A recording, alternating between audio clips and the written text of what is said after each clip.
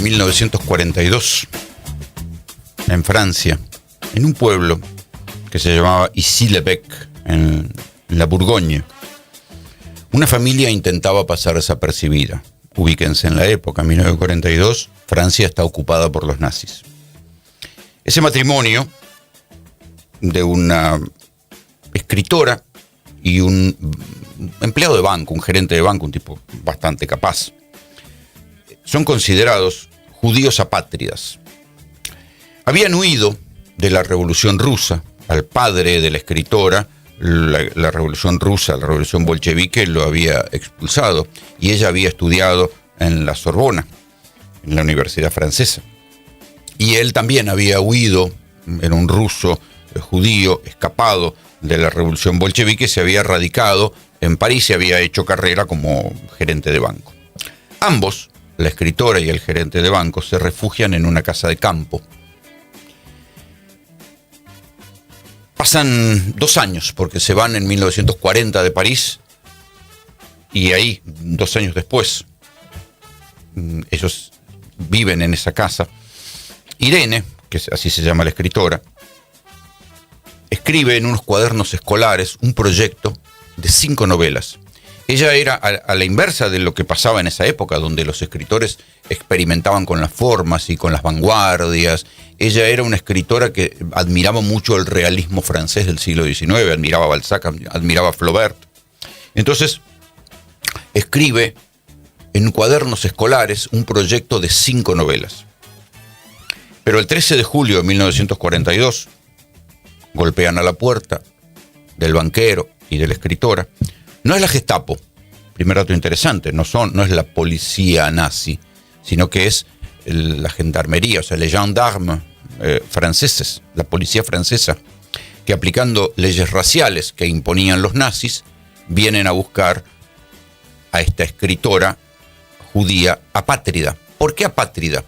Porque ella había buscado la nacionalidad francesa, y por su condición de judía en Francia, antes de que invadieran los nazis, se la negaron. Había racismo en todos lados. Entonces, cuando la detienen porque era una persona de origen judío sin nacionalidad. La mandan a una comisaría, y en el momento de despedirse, ella prepara un pequeño equipaje, agarra algún abrigo. Tenían 2 hijas, mira a las chicas y les dice que se va de viaje, pero que va a volver, que es un trámite y que va a volver. El marido, que sabe lo que está pasando, desespera, se queda en el pueblo con las 2 niñas, empieza a mandar cartas a funcionarios, a obispos, a dueños de bancos, escribe incluso al mariscal Pétain, que era el que gobernaba del otro lado, en la Francia de Vichy, que era la parte del sur, que no había sido ocupada por los nazis, que también era un colaboracionista. Le escribe a todo el mundo, y lo único que gana escribiéndole desesperadamente a todo el mundo es que lo vayan a buscar y lo secuestren a él. Entonces, la escritora pasa primero por una comisaría, después va a París, y como se hacía siempre bajo las autoridades francesas, hasta que la suben en un tren y la mandan a Auschwitz. Llega a Auschwitz en julio de 1942, ¿sí? O sea, apenas unos días después de ese 13 de julio en el que le golpean la puerta y se la llevan. Y muere el 17 de agosto. Oficialmente muere de tifus. ¿Por qué? Porque los campos de concentración eran lugares de hacinamiento, de hambre, de epidemias. Ella muere el 17 de agosto de 1942. Y su marido también se le pierde el rastro y muere, obviamente, a manos de los nazis. Pero ¿qué pasó con aquellos cuadernos que había escrito la escritora? Las 2 hijas que quedaron, el marido tuvo la precaución de dejárselas a la institutriz. Y la institutriz se las llevó a su casa. Y también fueron a buscar a las hijas. Y como la institutriz había escondido a las hijas detrás de andar a saber qué mueble, esas chicas se salvaron. Pero además de salvarse, esas chicas, que eran muy chicas en aquel momento, tenían 5 o 6 años, se llevaron la valija donde estaban los cuadernos que había escrito la escritora. La escritora, si ustedes buscan su nombre, es Irene Nemirovsky. Es una escritora muy conocida, van a encontrar en Google un montón de referencias a ella.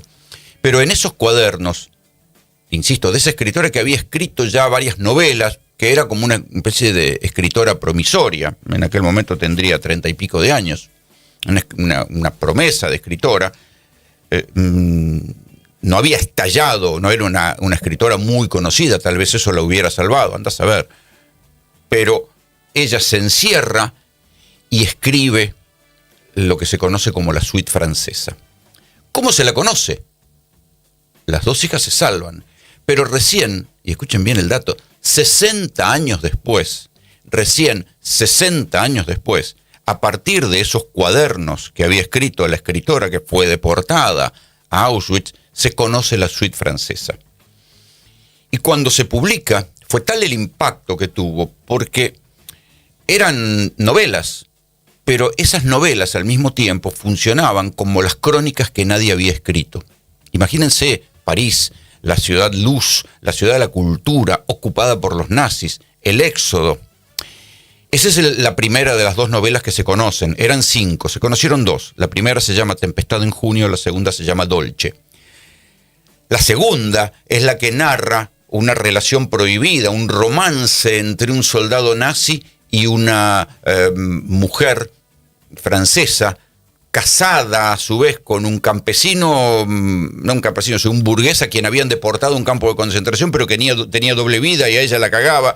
Y entonces el drama y el tironeo de qué hacían, esa mujer se enamoraba, se dejaba seducir por el soldado nazi o no. El soldado nazi también estaba casado, pero en un momento dado se tiene que ir al frente ruso.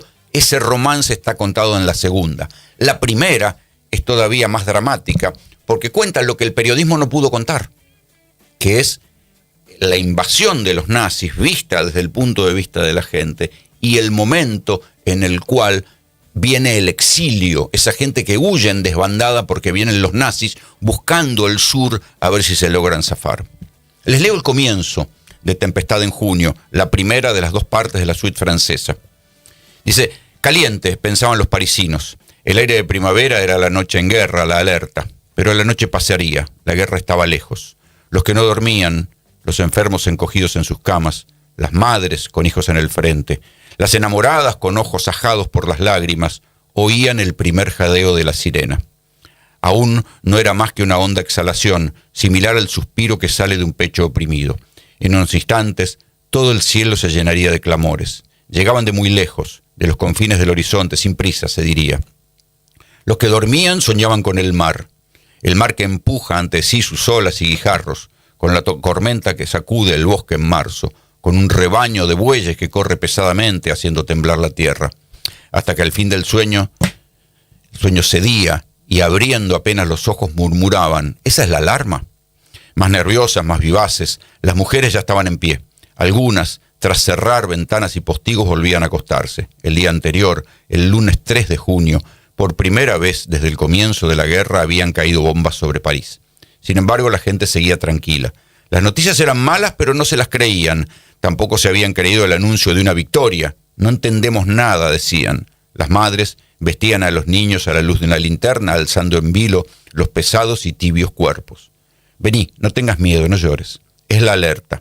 Se apagaban todas las lámparas, pero bajo aquel dorado y transparente cielo de junio se distinguían todas las calles, todas las casas. Se oían cañonazos, bastante lejos, pero a medida que se acercaban todos los cristales temblaban en respuesta.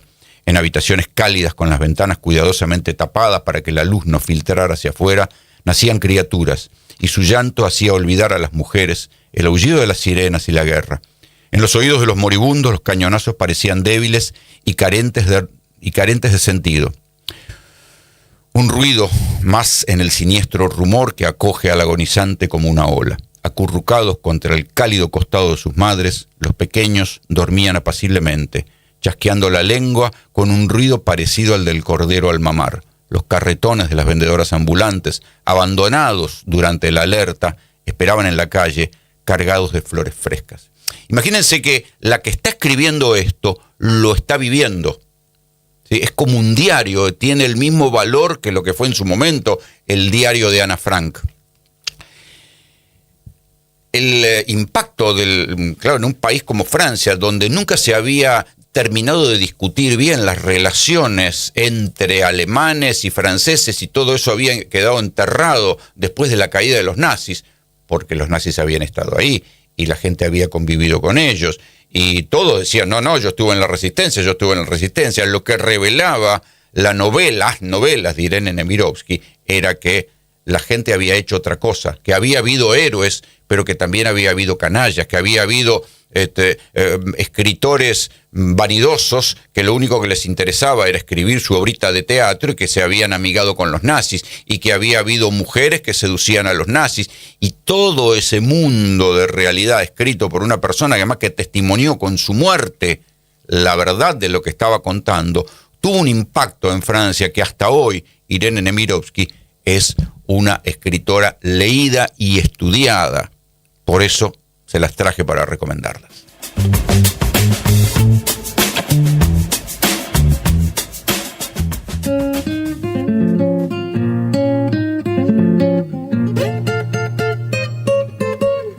¿Y cuál es el valor de algo que se escribe o se hace en la resistencia? Por eso les traje estas dos cosas. La suite francesa de Irene Nemirovsky fue escrita frente, no como un panfleto político, sino escribiendo desde el estupor de la persona que ve que algo horrible está pasando y no escribe un panfleto puteando a los nazis, sino que cuenta lo que ve y lo que está pasando, aunque sea para que quede como un testimonio a futuro. Y no era periodista, era escritora. Y ella lo dice claramente. Del mismo modo, piensen en este tema, en este disco. 1977, la dictadura en su momento más sangriento. Entre 1976 y 1977 es cuando la dictadura mató más gente.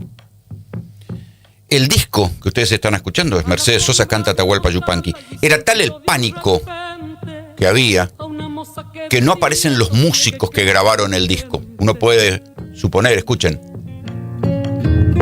que ese bombo es el de Domingo Cura. Uno puede deducir que el guitarrista es el guitarrista que aparece después en el exilio con Mercedes Sosa. ¿Serán ellos? No aparecen en los créditos, ¿sí? Colacho Brizuela se llamaba el guitarrista, Nicolás Colacho Brizuela. Cantar Atahualpa Yupanqui en 1977 durante la dictadura, por más que fueran las canciones más inocentes de Don Atahualpa, era en sí mismo un acto de valentía, por decirle de alguna manera. Mercedes Sosa no se va inmediatamente cuando asume la dictadura.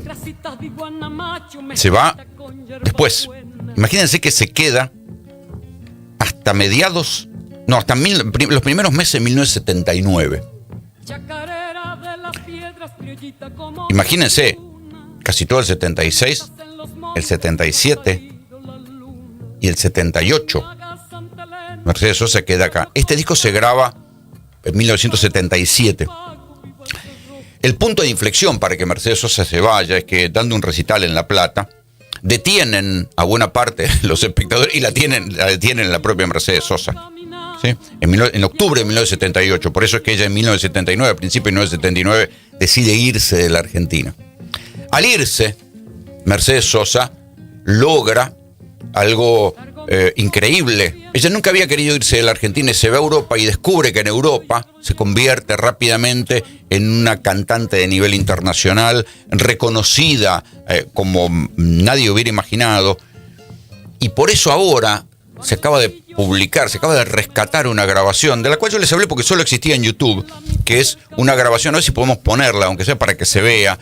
Es Mercedes Sosa en Suiza en 1980. Si la buscan en las plataformas la van a encontrar, donde Mercedes Sosa vuelve a cantar parte del repertorio de Atahualpa Yupanqui. Y se ve, a ver si la podemos ver. Yo les marqué, a ver si la podemos encontrar, un fragmento de la grabación de YouTube, donde se la ve a Mercedes Sosa hablando.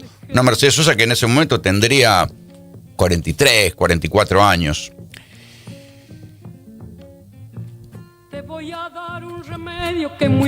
Esto es la chacarera de las piedras.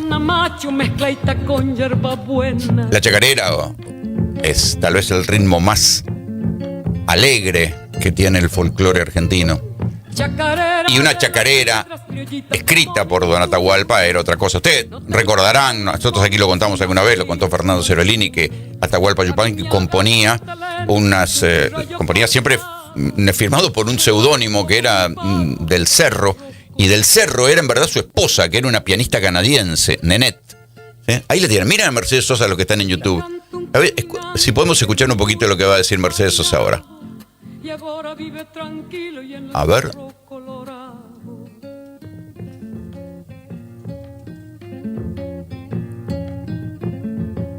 Ahí está. A ver si lo podemos escuchar.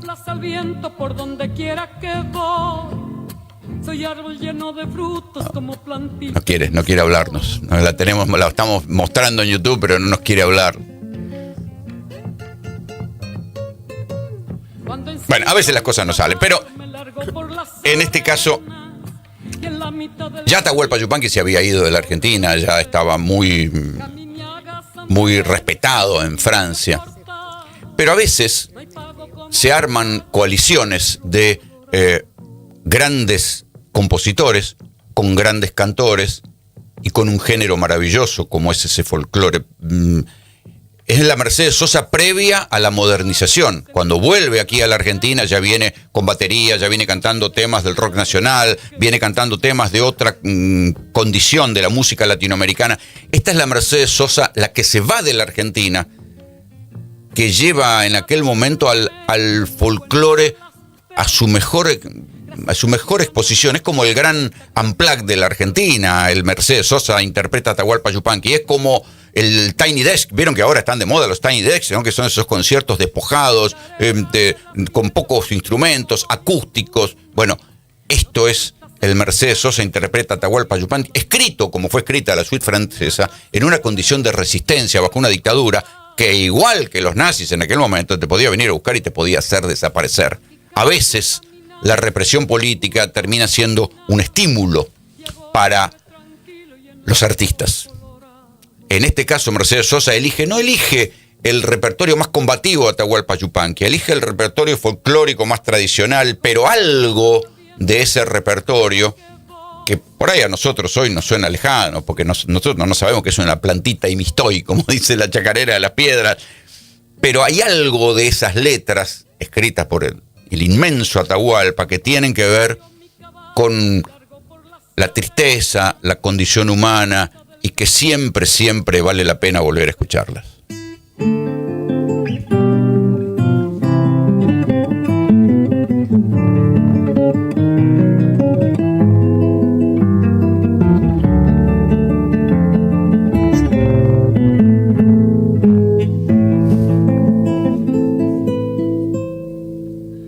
Soñé que el río me hablaba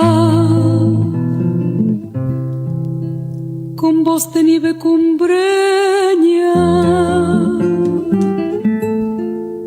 y dulce me recordaba las cosas de mi querencia.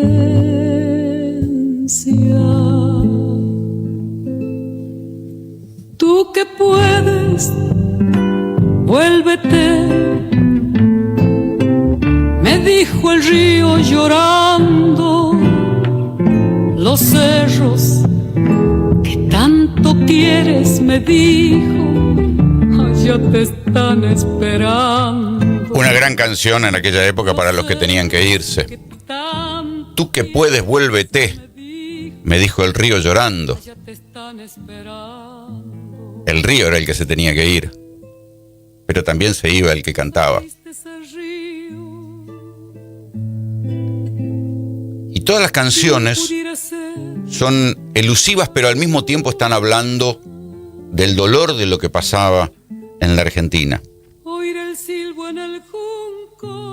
Parecen zambas inocentes, parecen milongas, parecen chacareras, pero son otra cosa. Escuchen esta, el alazán, la que viene. Vuélvete,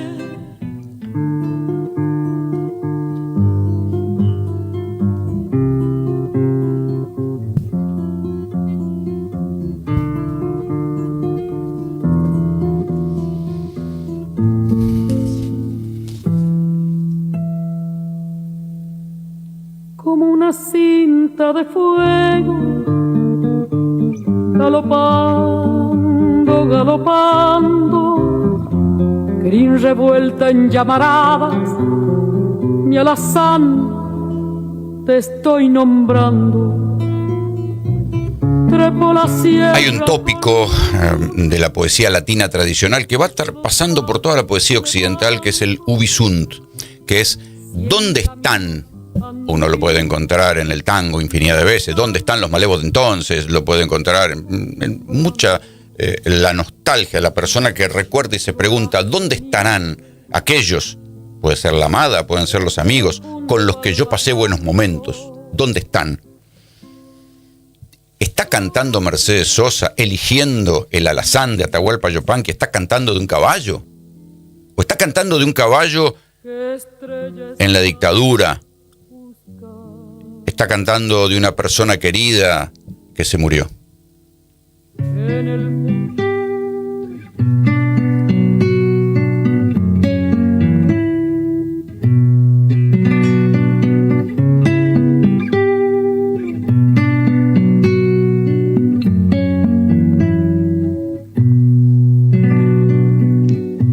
Si yo le pregunto al mundo,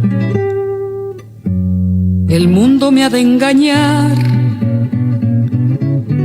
Si yo le pregunto al mundo, el mundo me ha de engañar. Cada cual cree que no cambia y que cambian los demás. Y paso las madrugadas buscando un rayo de luz.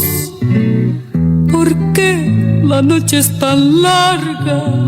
Guitarra, dímelo tú. Todas las canciones del disco uno las puede escuchar en clave de alguien, por más que no las escribió Mercedes Sosa, pero alguien que se siente acorralada por lo que está pasando alrededor. Y esta es la inteligencia de los verdaderos artistas. Del mismo modo que Frank Sinatra, cuando se pelea con Ava Gardner, escribe y elige, porque Frank Sinatra no escribía, pero escribe, elige las canciones que hablan de desamor y saca un álbum que se llama The Wishful Hours, que habla todo el tiempo de separaciones y del dolor del tipo que perdió a la esposa y se peleó. Del mismo modo Mercedes Sosa, que no componía y no escribía canciones, elige en Don Atahualpa Yupanqui canciones que todas permiten pensar que está hablando de otra cosa. Estamos hablando de 1980, Mercedes Sosa vivía en una ciudad, no vivía en el medio del campo. Está hablando de canciones que evocan una persona muerta, cómo salir, cómo irse, quién te va a dar respuestas cuando te sentís acorralado. Y esto es lo que une las dos cosas que yo les presenté hoy. Una mujer que, encerrada en una casa, espera que la vengan a buscar los nazis y escribe desesperadamente lo que ve, sin perder el arte de la novela. Una cantante que no elige un disco de protesta como lo que cantaba antes Mercedes Sosa, sino que elige canciones de su repertorio y que austeramente, con un bombo y una guitarra y su voz inmensa, canta unas canciones metafóricas que todas hablan de lo que le estaba pasando sin hablar de eso. Algo así es el arte.